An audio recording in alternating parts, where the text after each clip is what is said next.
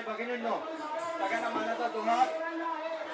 आज जे आपण इथे मोर्चाच्या माध्यमातून आलेलो आहोत, 19 जानेवारीला हे महाराष्ट्र शासनाला आपण पालघर मधून इशारा दिला होता।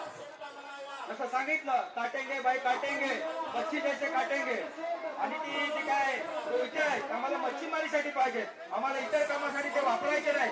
आणि म्हणून सरकारने समजून घेतलं पाहिजे की जे वाढवण बंदर आहे, जिंदाल बंदर आहे, गुरबे बंदर आहे आणि टेक्सटाईल पार्क आहे, ह्याच्याने सगळ्यांचा विनाश होणार आहे।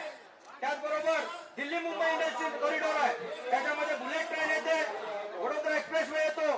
ह्या सगळ्यामुळे हा पूर्ण परिसराचा निस्ते नाबूद होणार आहे। आणि म्हणून खास करून हा इशारा देण्यासाठी ह्या आझाद मैदानावरती आपण इथले भूमिपुत्र, आदिवासी, मच्छीमार सगळे लोक आलेले आहोत। सरकारने ऐकावं। मागे पण आम्ही सांगितलं होतं की ह्या राज्याचे मुख्यमंत्री देवेंद्र फडणवीस साहेब हे लोक एसी मध्ये बसून एखादा प्लॅन तयार करतात, ते बघत नाही त्या जमिनीवर वस्तुस्थिती काय ते त्यांना अजिबात पडलेलं नाही। तुम्हाला आणि आम्हाला सगळ्यांना माहित आहे बंधू आणि भगिनींनो, 26 जानेवारी काय आहे, प्रजासत्ताक दिवस आहे। आणि 26 जानेवारी रोजी ह्या मुंबईमध्ये जी घटना घडली ती अतिशय निंदनीय आहे। ह्या मुंबईच्या संजय गांधी नॅशनल पार्क मध्ये हजारो वर्षापासून आमचे आदिवासी बांधव राहतात आणि त्यांना घरातून बाहेर करण्यासाठी हे सरकार सरकारलं। आमच्यासाठी हक्क कायदा 2006 दिलेला आहे, पण ह्या सरकारला त्याचा विसर पडलेला आहे। आम्हाला अतिक्रमणधारी ठरवून तिथून हाकलायचं काम करतायत।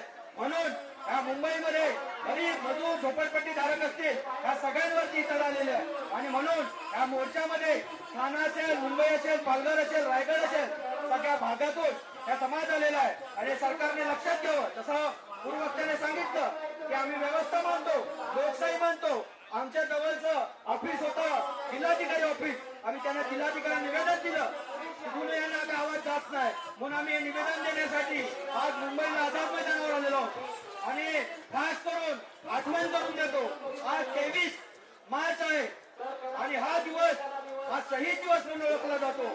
शहीद भगतसिंग यांना, राजगुरू यांना त्या दिवशी फाशी दिलं होतं। ही गोष्ट आपण लक्षात ठेवली पाहिजे। यासाठी हा दिवस बघण्यासाठी का सरकार आमच्यासाठी आणलेला आहे, हा स्वतंत्र कशासाठी मिळवलेला आहे। आणि म्हणून आपण सगळ्यांनी विचार केला पाहिजे, ही जे काय आघात आहे, हा जो हल्ला आहे, फक्त भूमिपुत्र, मच्छीमार आहे, तर तमाम जो गरीब जनता आहे त्याच्यावरती हे सरकार करू पाहत आहे। आणि वेगवेगळ्या प्रोजेक्टच्या नावाखाली आदिवासींना, भूमिपुत्रांना, मच्छीमारांना इथून निस्तनाबूद करण्याचं चाललेलं आहे। त्यांना कुठली मुंबई बनवायची, मुंबई चौथी मुंबई बनवायची। एक मुंबई तुम्ही नीट चालू शकत नाही, थोडा पाऊस पडला की तुमची गटारं तुंबतात, इथे नीट काय जगण्यासाठीच आहे आणि तुम्ही चौथ्या मुंबईची गोष्ट करायला विचारलेला।